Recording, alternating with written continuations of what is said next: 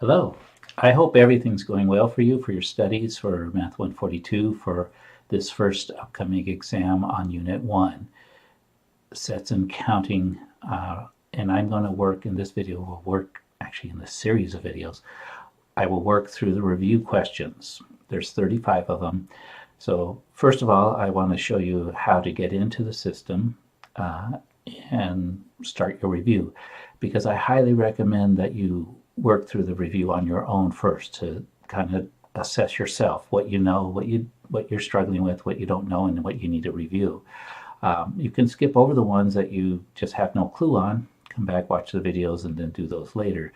But I think it will build your confidence as you work through some of them, the ones that you do know. Those are good to review. And remember, this is 35 questions. The actual test will be less, somewhere maybe 10 to 15. Each test is a little different. But this review will be helpful for you, and it's really important to do it. So obviously, since you're watching this video, you have an interest, but work through each of the 35 questions.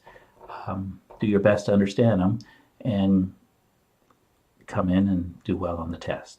So first, let's look at how to get into the test review. Okay, here we are into ALEKS. So again, you go from Canvas on one of the links. Any of them will work. I like to use the initial knowledge check repeatedly because it always takes me to basically this first opening screen where we continue working on what we're supposed to be working on. Now, I've already opened the test myself, so that's why this is up and it says to continue. If you don't see this particular page, where you're going to go is to these three little lines up here in the top left. Click on that, and you'll see a drop-down menu. From this drop-down menu, you can do a lot of things like check your grade book and so forth. What we're going to do is we're going to go to Assignments.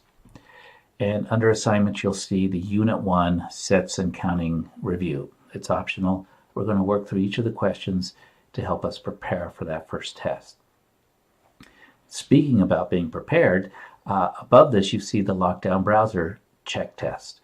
So when you come in, if you bring your own laptop, those of you who want to use the lab or using the lab computers, they're already set up. But your laptop might not have the correct version of lockdown browser. You may have already downloaded it for another class or for taking the placement test, but the one that ALEKS uses is different, because ALEKS needs to open first, and then ALEKS will open up sort of its own lockdown browser. So if you're not sure, just do the check. And let's go ahead and walk through that, because it's a good thing to do first. Let's see. Oh, well, maybe we won't. And I'll tell you why I can't do it, because I've already started this. I'm in progress. When you're in progress with the review, you can't do anything else unless you save it or submit it. So that's a good thing to know. I'll come back and check my lockdown browser later. If you don't have the correct version, it'll tell you. There'll be a place to download it, install it.